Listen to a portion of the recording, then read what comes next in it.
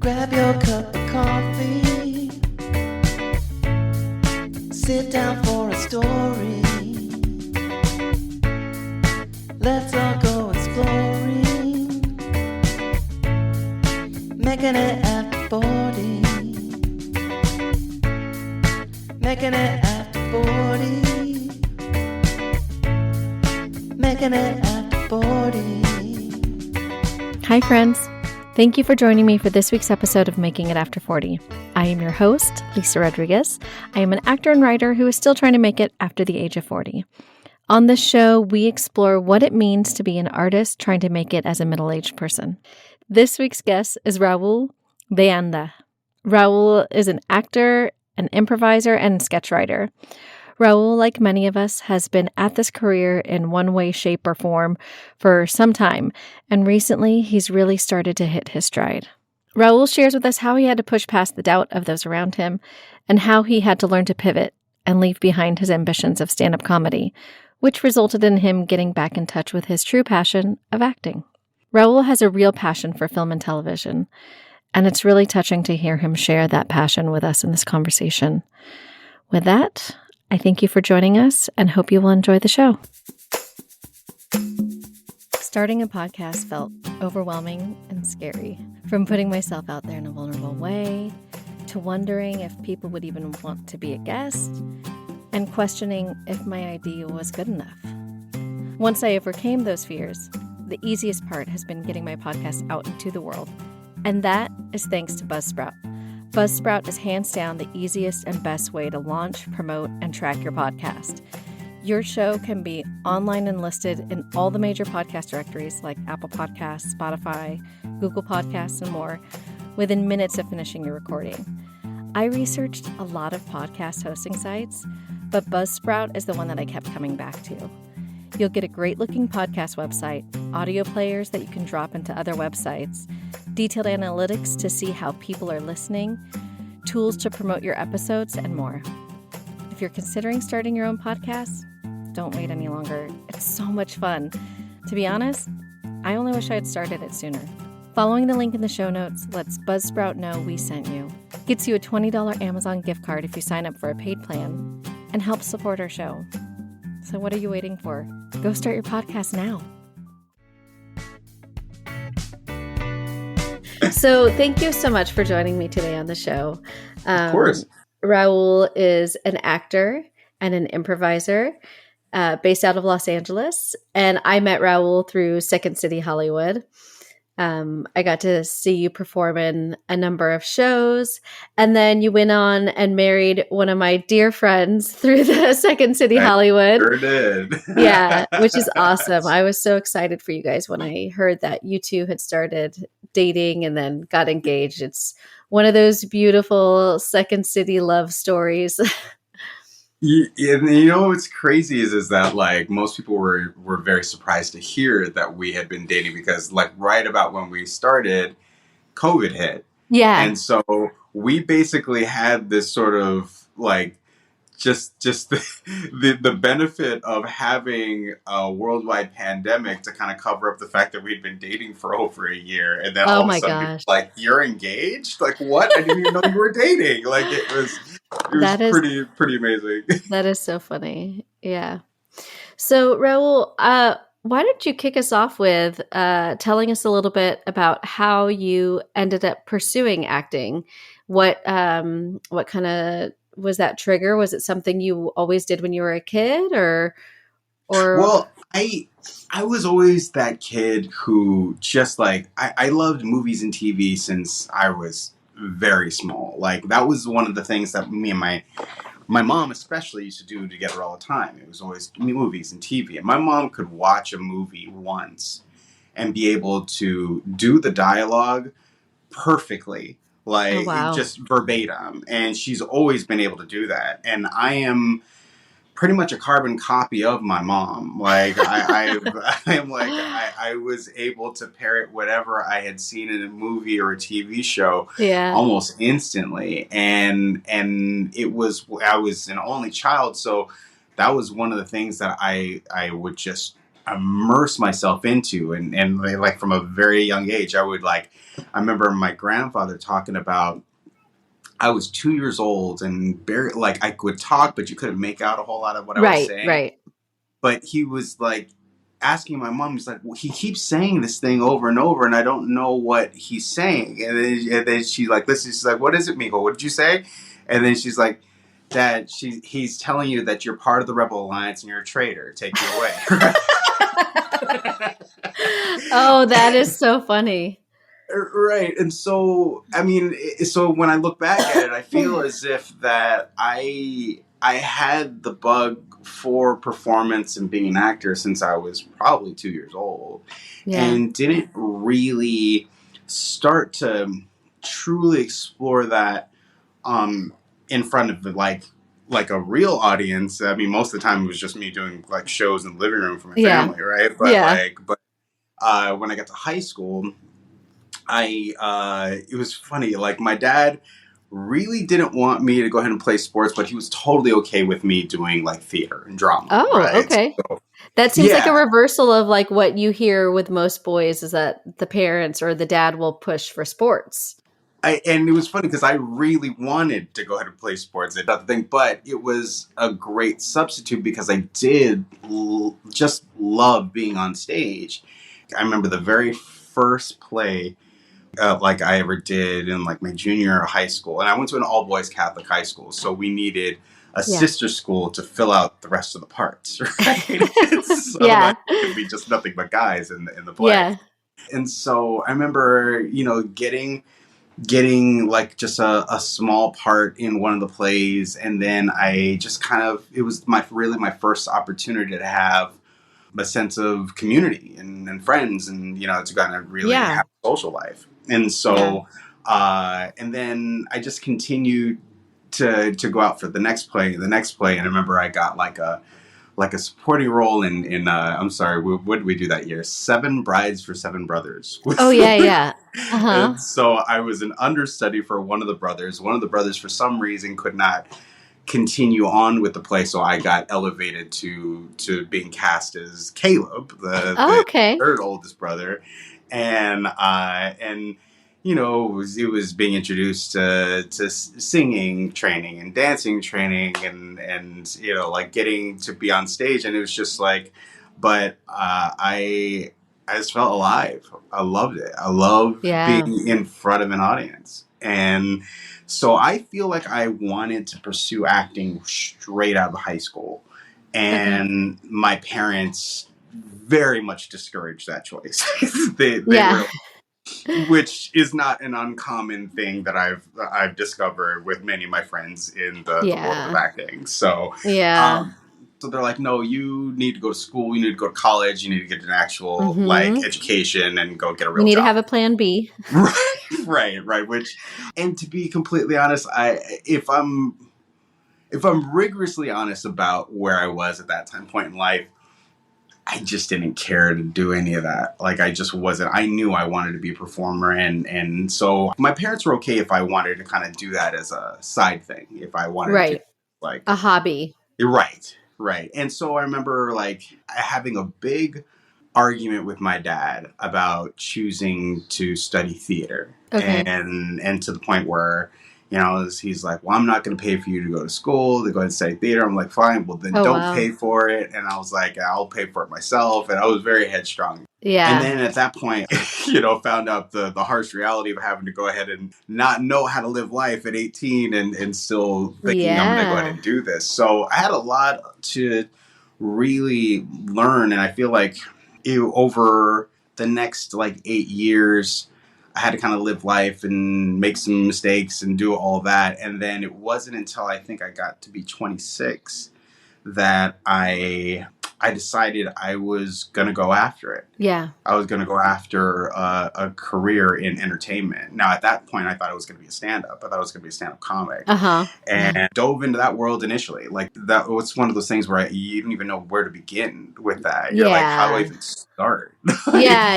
It's not, I mean, they do have classes now, but it wasn't a big thing. I feel like stand-up classes isn't like as common as acting classes, for example. Oh no, like especially like in 2006 when like even like I mean this is a point where like Facebook is just starting to become a thing, you know, like this is Mm-hmm. where it's like this is the advent of social media. So I'm barely, you know, proficient in how to go ahead and work the internet, but I find an open mic and I actually used to in college I competed in speech and debate. So actually even still then I was still in some sort of form of performance. Where did you go to Cal college? State Long Beach. Oh, okay. And you did theater? You did theater studies I there? did theater there, and I also competed in intercollegiate speech and debate. That's really cool. Yeah, and so but they have these events in speech and debate which are called interpretive events, and it's basically like acting. Okay. But you take either a piece of literature or drama or poetry, and then you perform it. And so I Oh. was pretty successful in that area of competition, more so than debate, even though we had some moderate success in the debate area as well. But everything just kept telling me that I needed to be performing. Yeah. Like that's what I needed to be doing. Yeah. You can't escape your calling.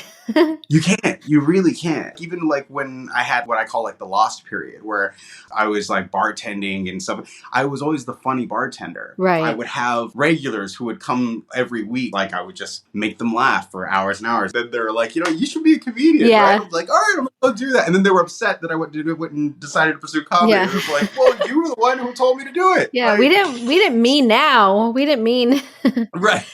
at the expense of Well, our who's gonna entertainment. bartend? Yeah. But that's how it really got started. And then I just kind of got into that world. I started producing my own comedy shows, like just to go ahead and get more stage time because I Oh. was like, I had little shows that I did. I was still out in Long Beach at that point, and I had a little show that I did at an art house, in like downtown Long Beach. Like, Yeah. and this place was like not a particularly well suited venue for stand up. Based off of that show, there was someone in the audience who attended that show who was running the Royal Theater on the Queen Mary. Okay. And he approached me after the show and he's like, hey, this was a great show that you did here. Would you be interested in doing this on the Queen Mary? And I was like, yeah.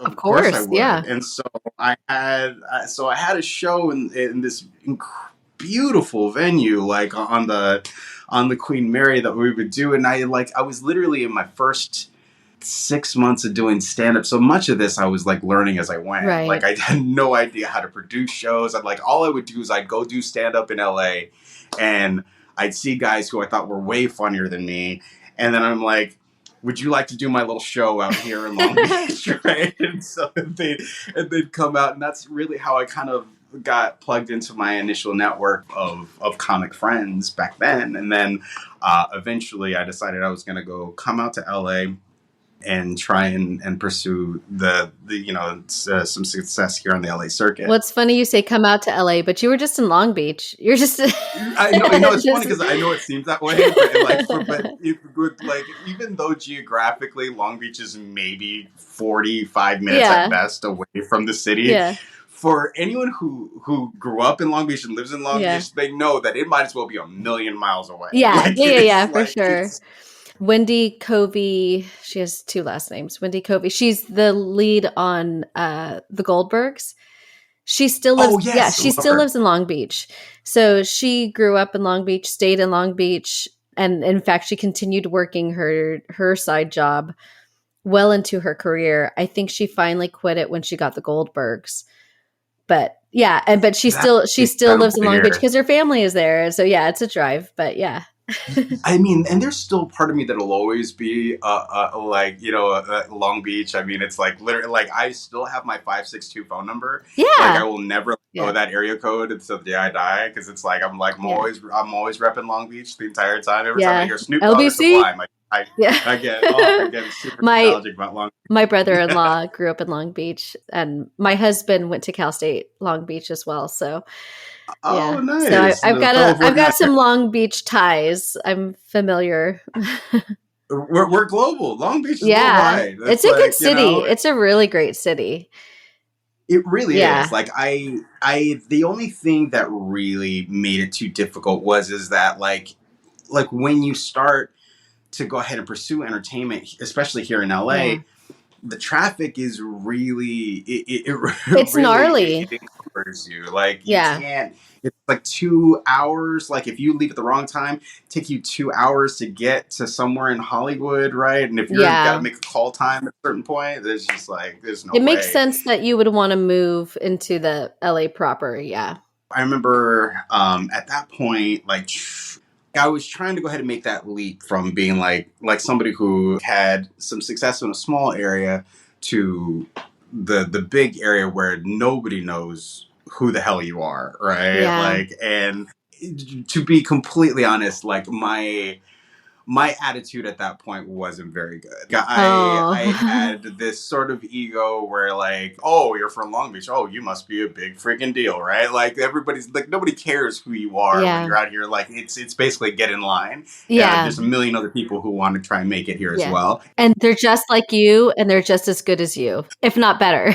Right. It's and many times much better. Yeah. And so I have a very good friend, Jesus Trejo, who we were both from Long Beach. That's where we met. He actually came into my show that I was doing out there at a bar called Springbok. And I remember he like walked in. He was incredibly green, and we used to gig together. We used to go to shows. We'd drive everywhere, Riverside, like like out to the Apple Valley. We would drive all over the place for like 10-20 minutes of stage time, like and maybe a little bit of gas money, and got to be incredibly good friends. He's like, honestly, I never had a brother like growing up, and I feel like I've had so many friends who were my brothers, and he is one of them. And so, but he's continued to go ahead and go down the road of stand up, and he has so many great things that he's working on right now. Like I've seen him on a variety of different shows, and he has a YouTube show called Tacos por Todo, which you could check out. It was really funny when he like interviews all sorts of great comics there. But yeah, like so. But then he had at that point got hired at the Comedy Store. There at the Comedy Store to becoming a paid regular, there's certain set paths that how people got there. Now, the easiest path is that you already have established credits and that you're already known, and then you're just kind of like, okay, now you're paid regular, right?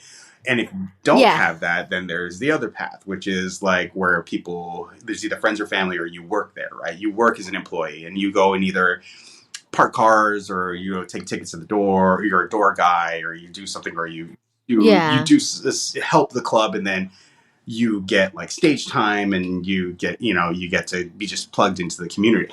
Well, you can't really just apply to work at the Comedy Store. They have to ask you to work there, right? And so you have to be invited. So what he did is he went and he hung out there at lunch. He got to go ahead and know the community, and then he got asked to work there. So he was already working there when I decided I was going to come out. And so he's like, hey, this is how I did it. Here's hang out. And so I would go to the Comedy Store like, every night. I was there every night from like 8 o'clock until 2 a.m. for like literally an entire year. And the truth of the matter is that, I just was not being well received at that point. And I remember Jesus like telling me, he's like, dude, it's like, it doesn't seem like it's going to happen here. And it was really hard to kind of swallow that reality. I feel like many times in my life and in my career, there's been some sort of serendipitous moment, some sort of thing that I couldn't have produced on my own that just kind of came my way. And so at this moment where I'm at this absolute low, right, where I'm just like, I've put all this effort in, and my idea has not panned out. And at that time, a friend of mine from Cal State Long Beach, who I used to compete with on the speech and debate team, she calls me and she says, hey, I know you're out in LA. I know you're same thing. Talk about you're all the way out there in Los Angeles, right? Way out there. And I know you're doing the stand-up thing, but have you ever considered acting? And I was like, she's like, because I'm in this acting class and it's been great. I really think you would enjoy it.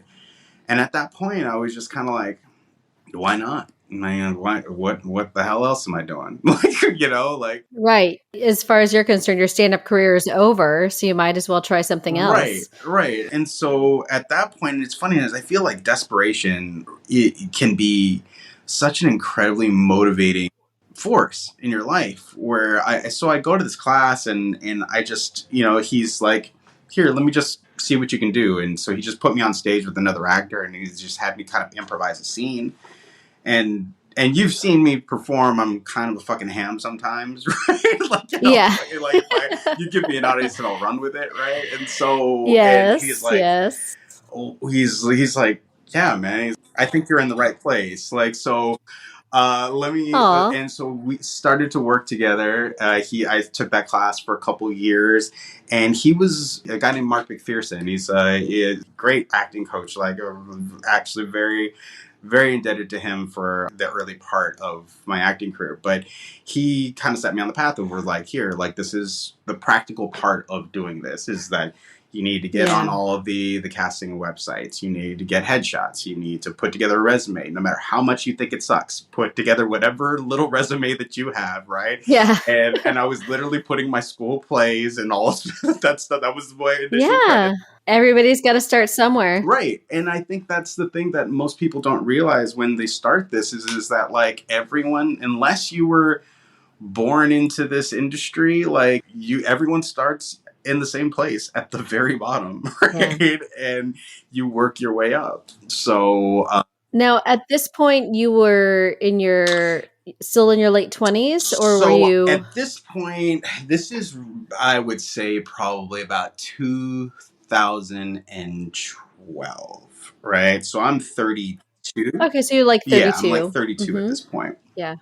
He was just pushing me. He's like, can you get booked for something? Get booked for anything.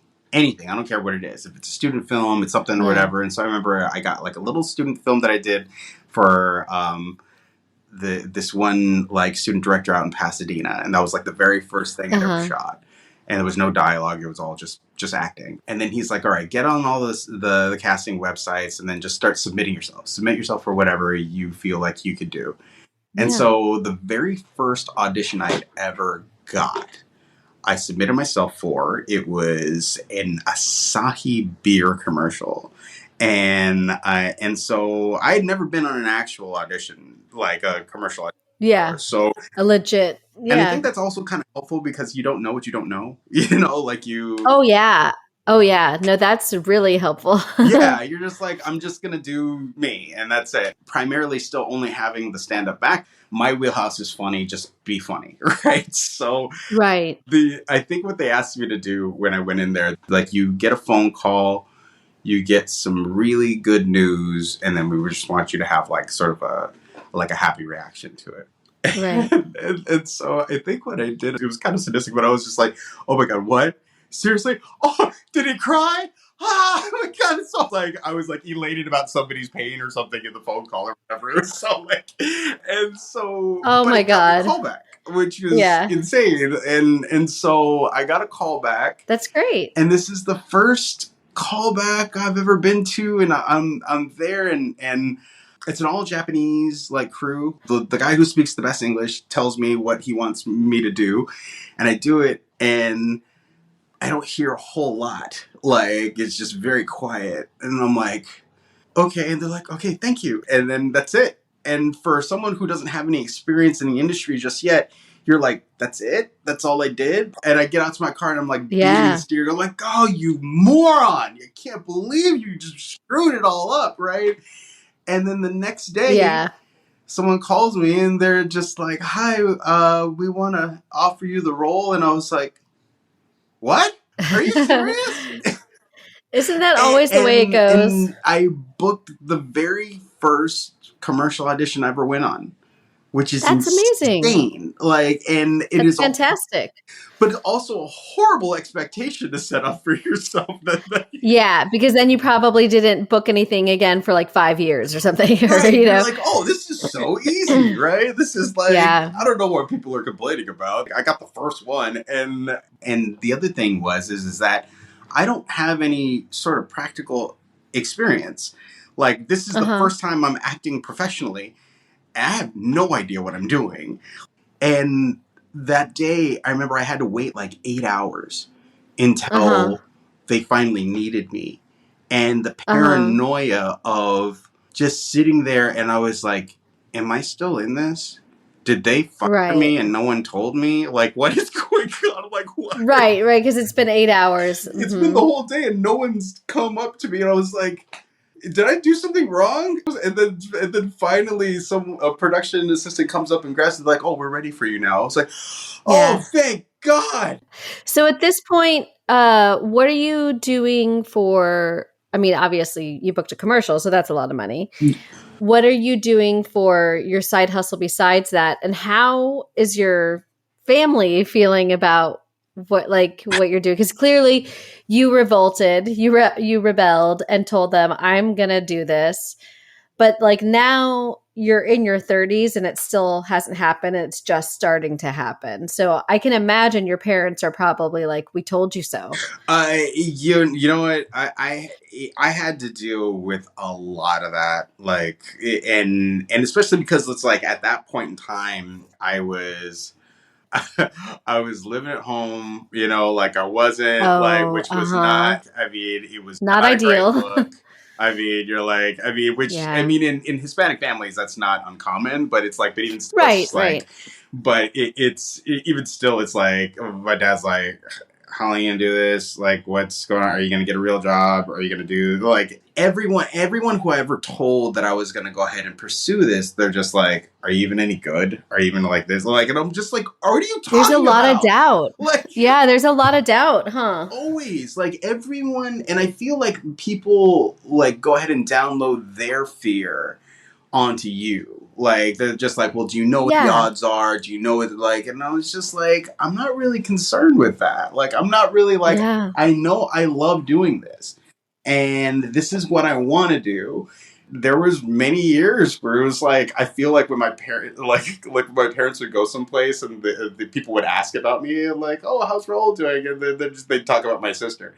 And so, Oh my gosh, that's hilarious. they're They just like, avoided Vaughn's you doing as a great. topic. She's awesome. She's like, oh, Yeah. she's got another kid right now. How's Raul though? Oh, but he got the baby's so cute. Do you want to see a picture of the baby? No way. Oh. And it was tough, and it was like, I knew that was the perception of it, and I knew it was like, and it's really hard, and I think most anybody who's ever pursued this knows that you're the first person who has to believe. Like, everyone Yeah. else will be, if you listen to the negativity and to the doubt, like, you'll eventually succumb to it. And luckily, like, that I was able to just be able to block that out Yeah. and just keep going. And so I think the point where it really turned, where people's opinions started to change, was the second commercial I'd ever booked was a Hanes t-shirts commercial with Okay. Michael Jordan. Nice. And it was to this day the biggest commercial I'd ever booked. And I remember, because it was such a quick turnaround. It was like the first audition was on a Friday, the callback was the very next day, and then we shot it like the following Monday, right? Yeah. Like, so it was lightning quick. So I went to class on Wednesday. I had no credits, right? I come back the next Wednesday, and I'd already not only auditioned, had a callback, been put on a veil, and booked and shot a commercial. Holy Like, and people crap. were like, what? They're like, when did this? I'm like, literally the last couple days. Like, Yeah. and so when that finally aired, and it was like, because that one, I mean, especially if you have a celebrity like Michael Jordan, Yeah. they want to use that as much as possible. So my face was just all over the place. That's awesome. like if you I'm watch, gonna have if you to watch, Google it. I'm sure it's on yeah, YouTube, right? yeah, you, put in the search terms Hanes tagless movie commercial. It'll be the first one that pops Okay. up. And so, but I remember, like, it was that point where, like, people were like, hey man, I saw you on this thing. Hey, I saw it. And now it's like where people's perceptions like shifted 180. Like, Yeah. where it was like nothing but complete doubt to know, like, man, you're gonna make it, man. You're gonna do so Yeah. well. You're like, I knew you could do I it, knew right? that. I'm like, Yeah, I know no. that guy. He's my best friend. Right. People hadn't talked to me in years, or who are like, "Oh my god, dude, I'm freaking like, I always knew you could do it." I'm like, bro, I haven't talked to you in like 10 years. Like, what are you talking about? But Yeah, that's so funny. but especially like my parents. Yeah. My parents were the biggest turn. Like when their perception changed, where now all of a sudden it's like they were. I remember they went on like a wine train tour, like in like think like San Diego or Okay. something, and they were meeting like people that they were like drinking with, and they're like, look at our son, look at our son. They're like showing like on the phone the commercial. Oh, Like, look at that our is son so in this funny. commercial. There's something that's like where it goes from embarrassment to pride. Yeah. And that was just when I started to realize that I was just like, I mean, all of that is just noise. Like all of it, because in the end, it's like, it's about, I can't live without this. Yeah. I can't. Like, Yeah. I tried for years to not be artistic. And Same. those years were miserable. Same. Like, Yeah. At one point, I decided. I think it was before I had my daughter, because I was working in commercial property management. At one point, I was like, you know what, I can make a lot of money doing this. I can have a good salary and have a steady job, and then just do theater as a hobby. And I got to the point where like maybe like a few years after I had resigned, I was like so miserable. Now I know a lot of people who love it, and it's just it wasn't for me. And like you said, if you have this calling, it's gonna suck you back in, or you're gonna like shrivel up. I mean, it lives inside Yeah. you, Like, I mean, everybody quite known who's is an artist. I mean, that's the thing. We come from a huge artist community over at Second City, where it's just like if I could do something else and be happy, I would. Yeah. Like if I had that option, I would Yeah. probably do that. Yeah. Yeah. And because it's so much heartache and it's so much like, just dealing with ups and downs and instability and all of that. Right. Yeah. And I'm lucky enough that I have a wife and a partner who shares that dream. Yeah. Like, because I could imagine if I was married to someone who I like to call a normie, right? Yeah. Like somebody who didn't unfortunately have to go ahead and deal with this artistic passion that we have to, Right. that they just wouldn't be able to relate. They wouldn't be able to get it. Why? Why do you have to go ahead and do this stupid gig that pays nothing, right? Right. Like when we have bills and things to pay and all this other stuff, and you're just like, I could try to explain to you up and down, but it's what makes me feel alive. It's like what I love doing. So so I feel very fortunate that I have someone that that completely understands that and is 100% supportive, and she's my greatest cheerleader, and I love her to death. And you are hers, and that's wonderful. I am. That's It's great. a beautiful relationship. And I mean, you guys just got married, so you guys kind of found each other a little bit later than a lot of people conventionally find. But I think that's also sometimes that's part of the path, is sometimes we're late bloomers.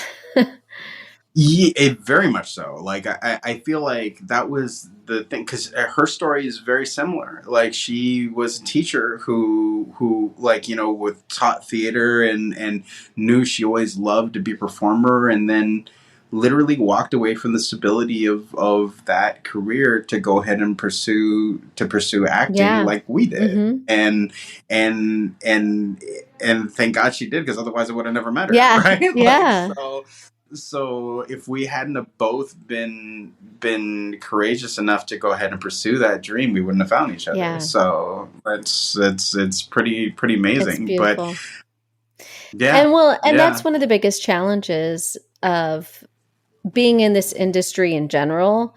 But then I also think when you start getting to be a middle-aged person, we're closer to retirement than we're not, if we choose to retire. Numerically. I mean, numerically, right? Or we're closer to like traditional retirement, or maybe we're like at the halfway point, But anyway, my point is that we're still doing, in terms of income, we're still doing things that are kind of like side hustles, and we make pockets of money from acting jobs, and you get a chunk of change, but then like you have to fill in the gaps. And so it does create a different kind of a lifestyle that I think the rest of, like, or as you call them, the normies, maybe don't Right. understand.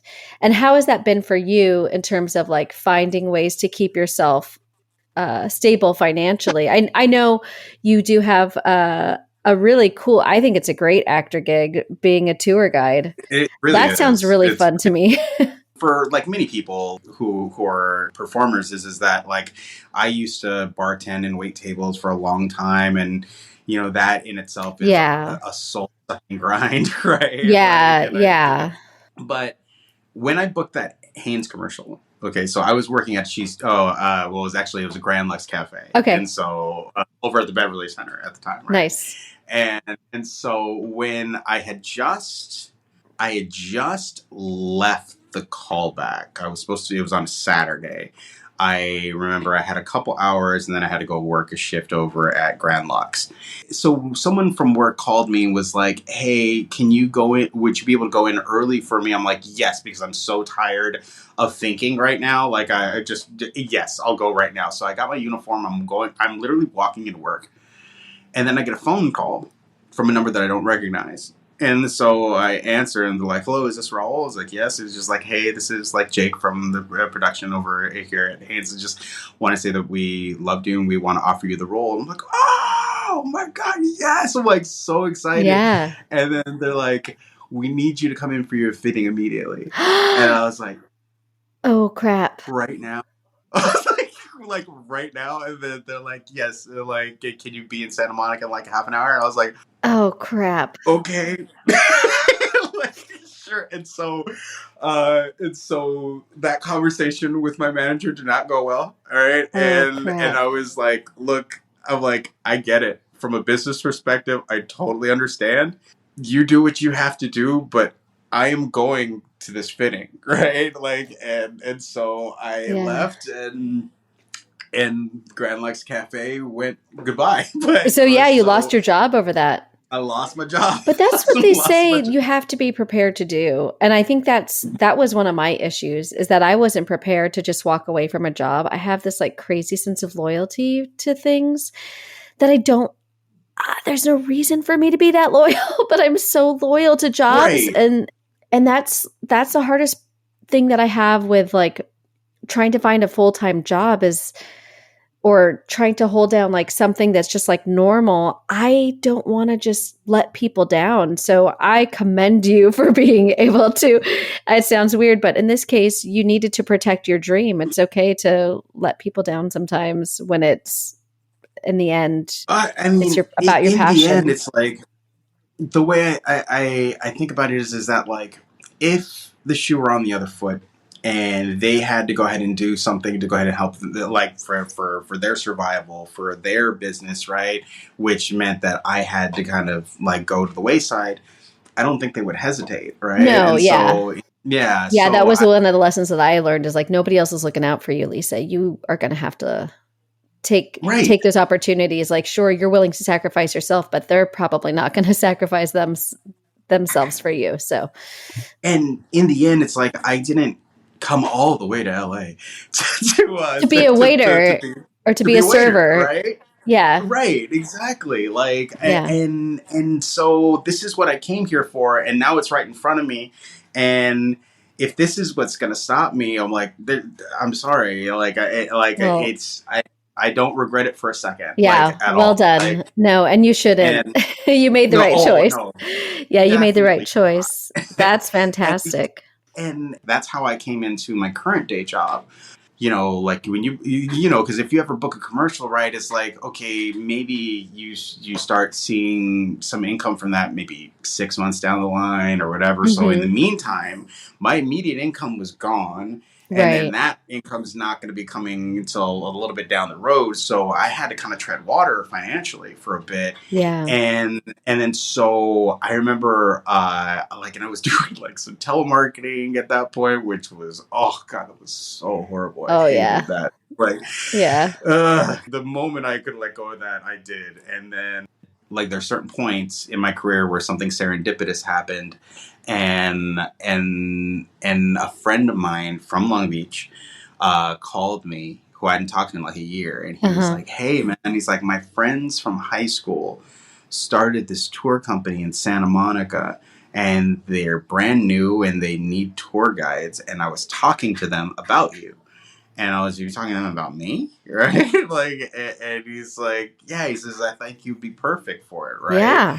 And so he connects me with them, and they kind of explain to me like what I would be doing.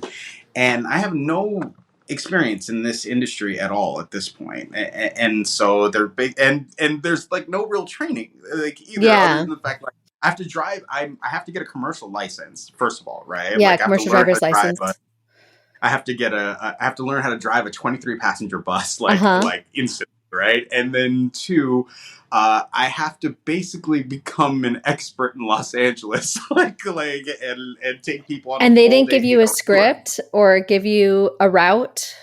At that time, there was a route, but there was no script. Okay. So they left it to where you could go ahead and talk about whatever you wanted. You could personalize it in any way you felt, but there was no script. There was no general outline. No. It was like, tell them about LA. The library's right over there, and do your research. And so it was not only learning how to go ahead and drive the bus, but then doing an incredible amount of research about all the things that will pass in a day. And then this particular tour, I mean, we cover almost the entire city in 8 hours. And so it goes from starts at the Santa Monica Pier, goes all the way to Venice Beach, from there to Beverly Hills, Rodeo Drive, the Farmers Market in the Grove, the Griffith Observatory, and Hollywood Boulevard, right? All of those areas and everything in between that you pass by, you have to be versed in and give contact and dates and facts and all sorts of other stuff. And so, I mean, I could default to my performance background to fill in the gaps, right? Yeah. So it's like, so as I was starting to go ahead and get more detailed information in my tour, like I would just basically entertain people. I would just entertain them for the day and make them laugh and have a good time and just be a fun guy that was taking them around the city. I mean, that seems like the best training for commercial auditions, because how many times you have to go in and they ask you about, tell us something about yourself, so you're so comfortable just like talking random crap. And that's it. And for people from all over the world, that's the thing is that like, because it's not just like, people around the US, but I mean, I've taken people around from Japan, from Europe, from Australia, from, people with, who speak the same language, people who don't speak the same language, people who, all sorts of cultural backgrounds, and then trying to find some commonality with them. And then at the same time, overcoming hurdles, like teaching people about, where to go and when to be back and what to avoid, because there's a million, it's LA is a crazy city for anyone who's never been here before, especially it's like if you go to like Hollywood Boulevard, there's like the guys who are like handing out the CDs, and there's the people who want to take pictures with you and who they don't know that they're gonna want money for that, and the off-brand characters.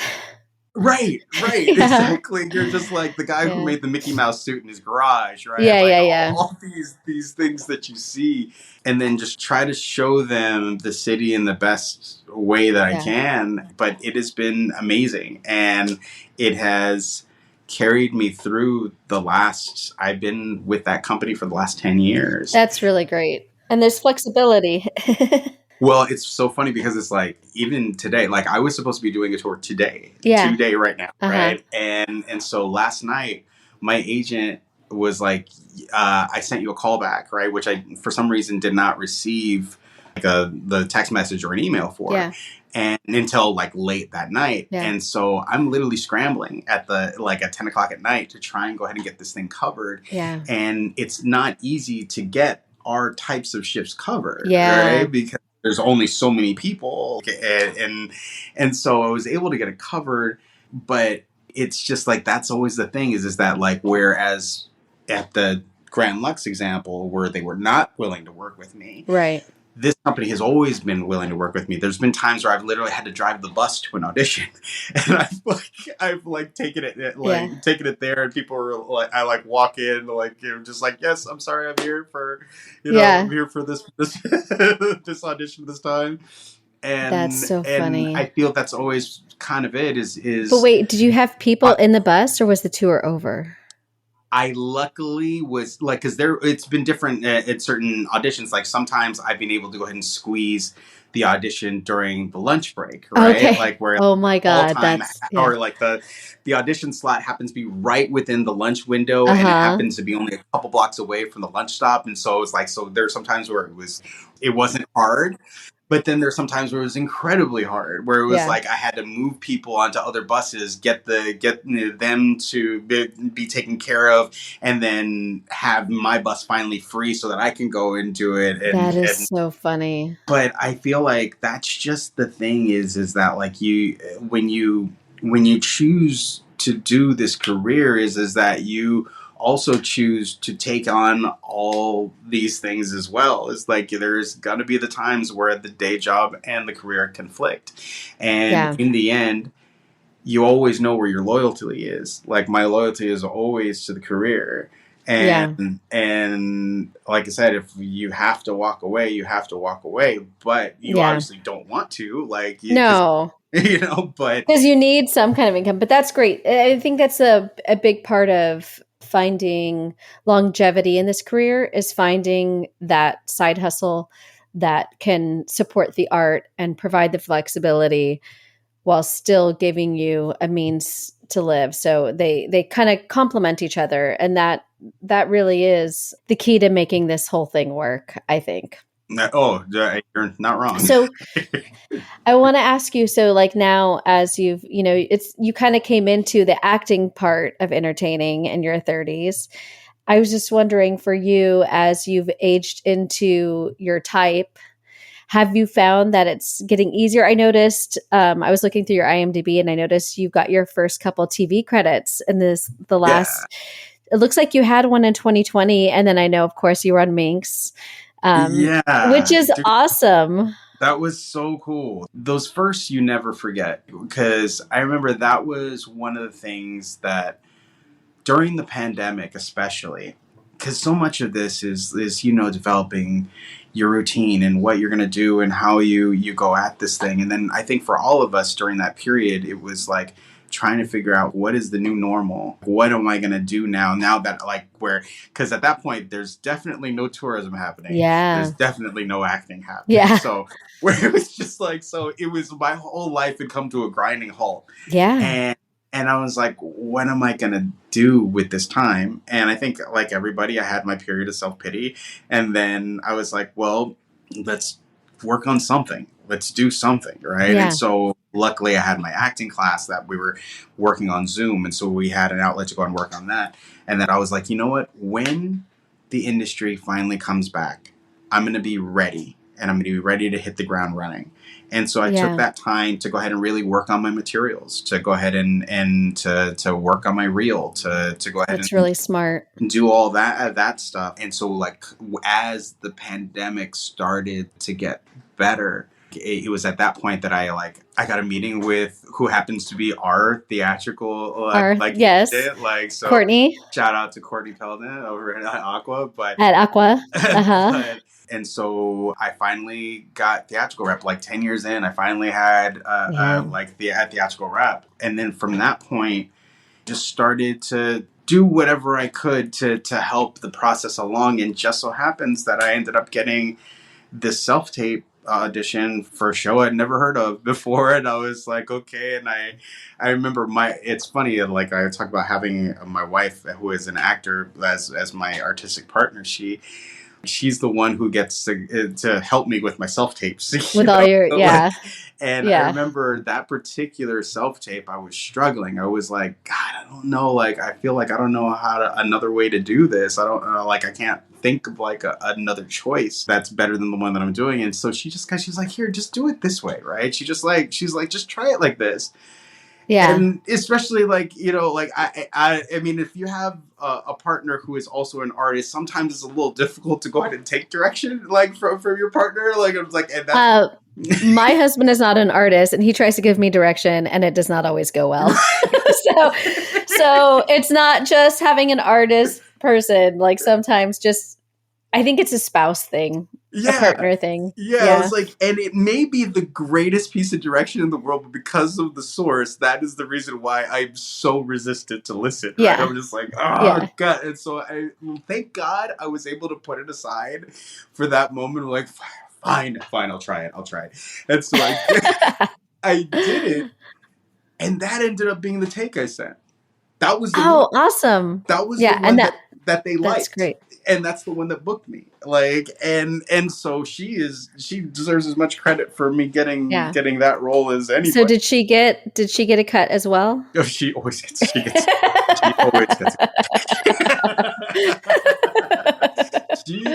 she gets a better cut than my manager does. Like so. Yeah. That's funny. But yeah, like when you finally like you get onto a site and you're like, God, this is amazing. Like I can't believe I'm Mhm. here. I'm in the middle of this the height of the people who are right in the middle of what we watch on TV, the Yeah. pinnacle of our industry, and getting Yeah. to watch them work and to see how they do it. And like I remember what amazed me the most about that set in particular, because I had never been on like a big budget set like that. Yeah. It was remember walking around it like that sort of the like where they published the magazine and the show. And Yeah. I remember like them taking me to where we were going to go shoot the scene, and I'm walking through this incredibly enormous, detailed set where I'm like Mhm. looking at cubicles and I'm looking at all this stuff and like how like the things that are on the desks, and I'm like, no one will ever see that. Like no one will ever notice this small little detail, but it is there anyway, right? Like Yeah. Mhm. and just being in awe of like this is all for the purpose of giving us as performers what we need to make it real. Like Yeah. this is the level of detail that they're committed to go ahead and creating this vision. This is a vision of the Yeah. director. And I mean, and to be in it and to like where it seems so lofty. When you first Mhm. start, the idea of doing this on a professional level, it seems like a pipe dream. It seems Right. like it's so lofty that why would anyone ever even delude themselves into believing they could go ahead and make it there? Yeah. And and then when you finally are like you're in your place and you see the cameras there, and I'm across from Jake Johnson, which is incredible to me. And I'm such a big fan of his, and I was just like, I'm doing a scene with Jake Johnson right now. I'm like, this is insane to me, dude. I Yeah. was like, it's those moments, it's those things that make all of the stuff that we have to deal with worth it. This is why I do this. Because very Yeah. few people ever get to taste the sweet nectar that it is to go ahead and reach your dream, even if it's for a day, even if it's for one day. You did Yeah. it, and Yeah. no one can ever take it from you. That's true. And I think when you've been going after it for so long, oh, you're getting emotional. It's like, yeah, I'm Yeah, sorry. it It's is. like, Hey, it dude, is. I get it. We've been pursuing it for so long. And when that moment finally comes and you get validated for all the hard work that you've put in, all the years of pain and self-doubt and doubt from your friends and family, and then you make it and you're like you're doing it. It is. I think it's even more rewarding than, let's say, if we had success in our 20s. I think it's more rewarding now because of how much effort we've put into it. And I think as grown people, as middle-aged people with our ups and downs in life that are unrelated to this industry, it's just that much more rewarding. We know what it means because we know everything that we went through to get to here, to get to now, where the dream is happening. It and that really we is. never gave up, and you continued to believe in yourself. And yeah, Because it really is. You think about all the choices that you had to make to get here, yeah, just to get here, right? You know, the fact that people are, because it is truly courageous to yeah, even attempt this, right? To yeah, try and to commit yourself, because it requires so much sacrifice, like you said. Like, I yeah. mean, there's so I don't many think times. people understand that either, right? No, it's Yeah, very yeah, hard to because wrap they're just like, your well, head around. it's just a job. It's just an acting job. Like, okay, so you get to play pretend for a living, but there's so much that goes into it to getting there. And like you said, the sacrifice. You could have had a steady career doing something else. Maybe you wanted kids earlier, but you didn't. You were focused on your career, and now you're at a point where that could possibly be on the table, but you made the sacrifice to get to here now. and Yeah. and hope I'd like to think that we have found our way, and the things that we've been wanting in life will come through. I mean, your story, you've had so many moments of serendipity where you jumped off the cliff and then like, oh, well, here's this little gift for you because you followed your dream, or you took a chance on life, and so for that, here's the little gift. Yeah, there Yeah, is nothing like having your faith rewarded yeah, in that way, where it's just like, yeah, because it is so scary. That's the reason why I like to say courageous, is that, like, it's not like we're not afraid. It's not like we're still not afraid that, hey, things aren't going to go ahead and pan out, because we deal yeah, with that anxiety all the time. yeah, But the fact that we continue to move forward despite that fear, yeah, despite the fact that that reality is perhaps maybe just around the corner, yeah, I'm going to do this anyway yeah, because I love this. yeah, Because if I have to live without my art, yeah. then there's not really like any point. Like, I'm I just Yeah. And I don't know about you, but for me, I feel like not only does my art, of course, feed my soul, right. but I love to make people laugh. And to me, like that's kind of what I feel like I can contribute to the world is storytelling. And uh, for me, it's usually through comedy. And I think that brings a lot of healing. People, if they're having a hard day with everything that's going on, sometimes you just want to sit back and like look at somebody be really stupid and make you laugh. And that can be really healing. And then even with this podcast, for me, it was important to me to bring people's stories so that others can relate. I think there's a lot of connection that we can make. And then also, like, it can help you see your vision when you hear other people's visions and how they sorted it all out and how they grew and their journey. And I'm all about connecting people through stories, through experiences, through shared experiences, and sharing your own experience because it may help someone figure something out for themselves that they didn't realize that they could accomplish, or maybe they're ready to give up and they hear a story and they think, okay, you know what? There's more hope for me. Well, I think that's the reason why we fell in love with this industry in the first place, is because Yeah. we love stories.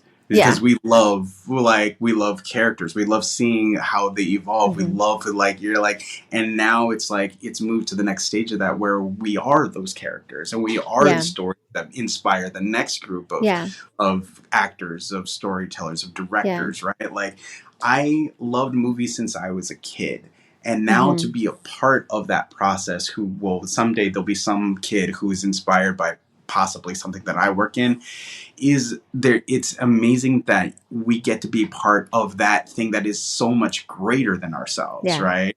That Yeah. that film, it lasts forever. It's just, Yeah. you know, And I think just to add another element of being a Mexican American, right? There's oh also that element of like bringing more brown faces onto the screen. I mean, I'm a pretty white brown face, but but you like are the point brown. is, yeah, but the point is like bringing other Latinx folks onto the screen and letting that be present and inspiring people. And I think you and I have the shared experience of not being fully bilingual.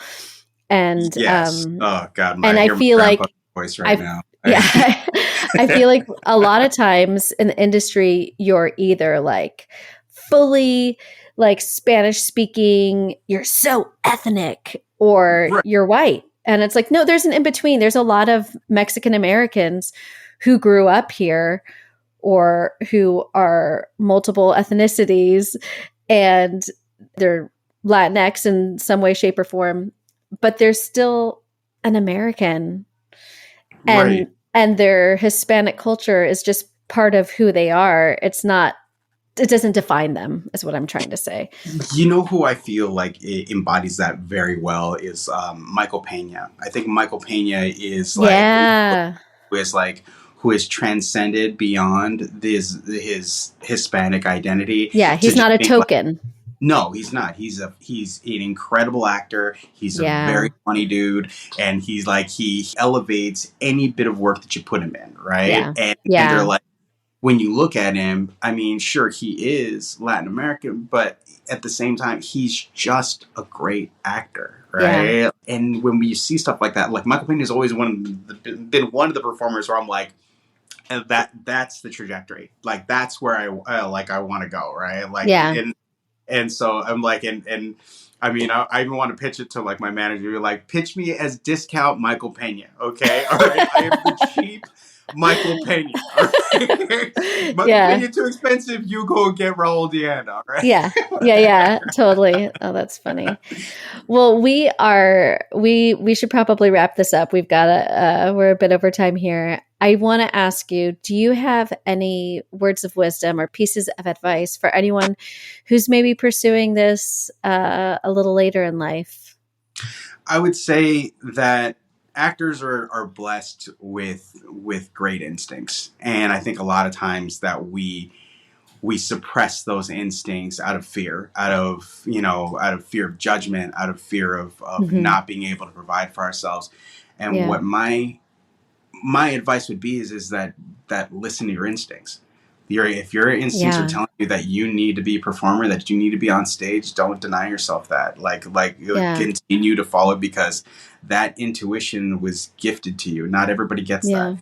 And it would be a waste to not go ahead and give that to the rest of the world. And so I feel that it is, being a performer is its own reward. So just That's continue beautifully said. Absolutely. You're going to get emotional again. You man, Lisa, you didn't tell me I was going to go ahead and get all misty-eyed for this. I love it. Where can listeners follow you, or is there anything that you want to promote? You can find me on Instagram at the Raul De Anda, and absolutely keep up with me as we start to go ahead and find new things to get into. Yeah. Let's watch the star rise. We're rising together. We're on yes, we are. Parallel trajectory. Bam. Yeah, awesome. Thank you so much, Raul. This has been a really fun conversation, and I think you shared a lot of beautiful things. Has. Thank you for inviting me to this. This was incredible. Yeah. Thank you so much. I hope you enjoyed the show. Raul really got to me when he started getting emotional about how much this industry means to him. He's really so sweet and such a nice guy. You can follow him on Instagram at the Raul De Anda, and it's linked below in the show notes. Please rate, review, and subscribe to the show wherever you listen. This really supports the show in a way I can't tell you how much it means to me, because it helps us to attract more listeners. And if you want to buy me a coffee, there's a link in the show notes and on the show website. Be sure to follow us on Instagram at makingitafter40, the number 40. Finally, if you want to see what I'm up to besides podcasting, check out my Instagram at Lisa Rodriguez. That's ROIRIGUEZ. Thanks for listening, and we'll see you next week.